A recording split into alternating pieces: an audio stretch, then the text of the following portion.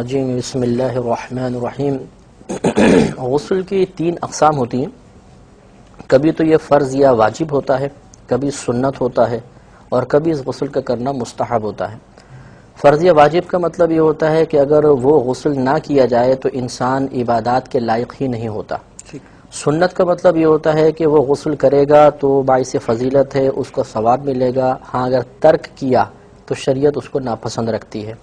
اور جہاں غسل کرنا مستحب ہوتا ہے اس کا مطلب یہ ہوتا ہے کہ غسل کریں گے تو ثواب پائیں گے، لیکن اگر کوئی جان بوجھ کر بھی اس مقام پر غسل کو ترک کر دے تو شریعت اس کو ناپسند بھی نہیں کرتی ہے، تو یعنی کریں گے ثواب ہے، نہ کیا تو کوئی حرج بھی نہیں۔ آپ نے فرمایا کہ فرض ہوتا ہے، واجب ہوتا ہے، اور ایک سوال جو اسی بات سے پیدا ہوتا ہے وہ یہ کہ یہ غسل جو ہے کب فرض ہوتا ہے، کب واجب ہوتا ہے، کب یہ سنت کا جو ہے وہ رستہ اختیار کرتا ہے، یا کب جو ہے وہ مستحب ہو جایا کرتا ہے؟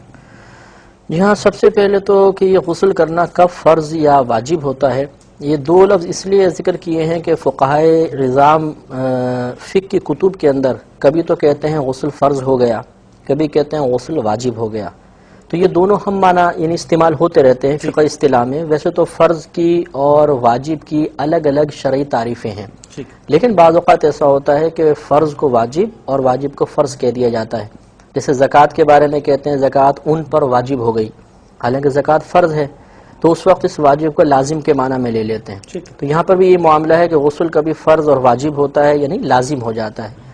اس میں صورت یہ ہوتی ہے سمجھنا تمام عاقل بالغ مسلمان مرد و عورت کے لیے بہت ضروری ہے یہ مسئلہ کہ غسل جو واجب ہوگا وہ جاگتے میں ہوگا یا سوتے میں ہوگا۔ سوتے میں واجب ہونے کی صورت یہ ہے کہ انسان صبح جاگا اور اس نے اپنے کپڑوں پر احتلام کے قطرات کو دیکھا، یعنی مادہ منویہ کو دیکھا۔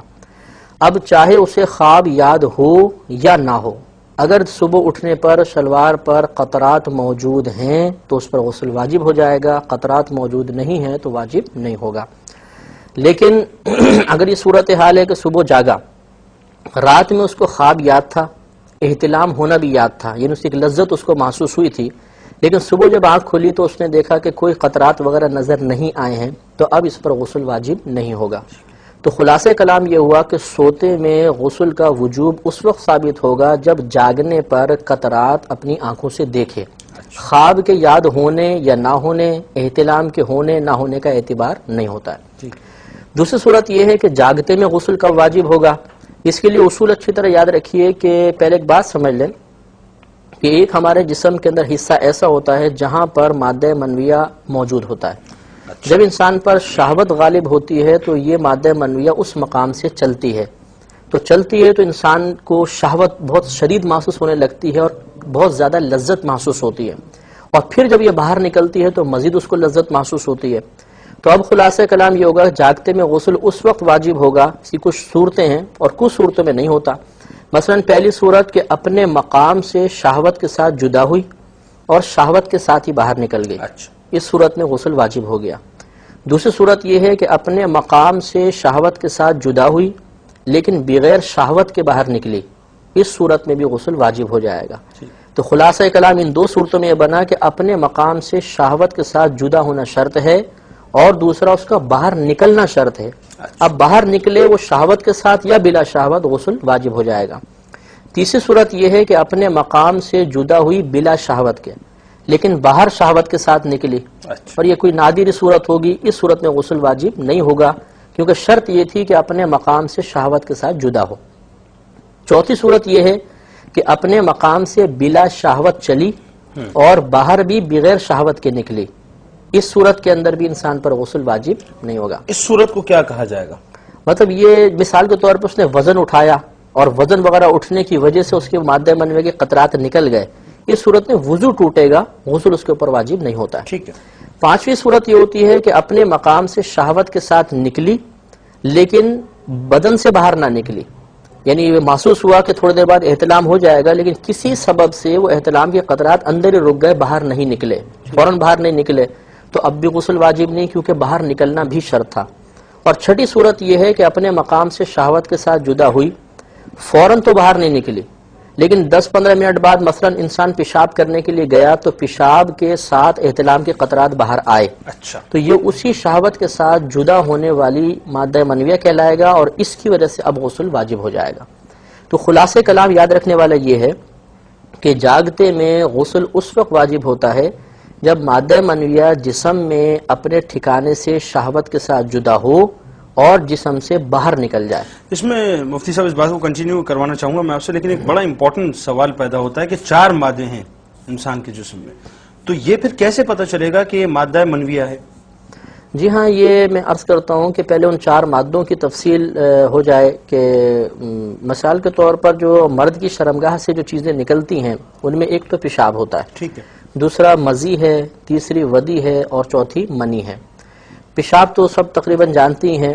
اب منی اسے کہتے ہیں کہ گاڑھا مادہ ہوتا ہے، جب یہ بدن سے نکل جاتا ہے تو انسان کی شہوت ختم ہو جاتی ہے ٹھیک۔ اور جو ایک طبیعت میں جوش کی کیفیت ہوتی ہے وہ بالکل ٹھنڈی پڑ جاتی ہے، اس کو مادہ منویہ کہتے ہیں۔ اور یہ قانون قدرت ہے کہ مادہ منویہ سے پہلے قدرت ایک پانی کو جسم سے خارج کرواتی ہے جس کی وجہ سے پیشاب کی نالی گیلی ہو جاتی ہے، اور اس میں حکمت یہ ہوتی ہے کہ اگر یہ پانی نہ نکلتا تو مادہ منویہ کی وجہ سے انسان کے پیشاب کی نالی زخمی ہونے کا اندیشہ تھا، تو یہ پانی پہلے آ کے اس کو تر کر دیتا ہے اور اب مادہ منویہ نکلتا ہے تو تکلیف محسوس نہیں ہوتی۔ تو یہ مادہ منویہ سے پہلے جو پانی باہر نکلتا ہے اور اس کے نکلنے کی وجہ سے شہوت وغیرہ انسان کی ختم نہیں ہوتی، جو ایک طبیعت میں جوش ہے وہ ختم نہیں ہوتا، تو اس کو مزی کہا جاتا ہے۔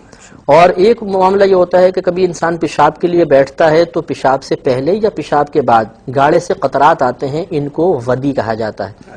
تو پیشاب، مزی اور ودی، ان سے غسل واجب نہیں ہوتا، منی سے غسل واجب ہوتا ہے، اور وہ بھی جو واجب ہوتا ہے اس کی صورتیں آپ کی خدمت میں عرض کر دیں کہ سوتے میں قطرات دیکھے گا تب ہوگی، اور جاگتے کے اندر اپنے مقام سے شہوت کے ساتھ جدا ہو اور جسم سے باہر بھی نکل جائے، اس کے بعد غسل واجب ہوگا۔ ٹھیک، اور کب سنت اور کب مستحب ہوتا ہے؟ جی ہاں، کب سنت ہے؟ مثال کے طور پہ عیدین کے لیے غسل کرنا سنت مبارکہ ہے، جمعے کے لیے، اس کے علاوہ میدان عرفات میں ظہر کے بعد غسل کرنا یہ بھی سنت ہوتا ہے، اور مستحب جیسے میت کو غسل دینے کے بعد پھر غسل کرنا غسال کے لیے یہ مستحب قرار دیا گیا ہے۔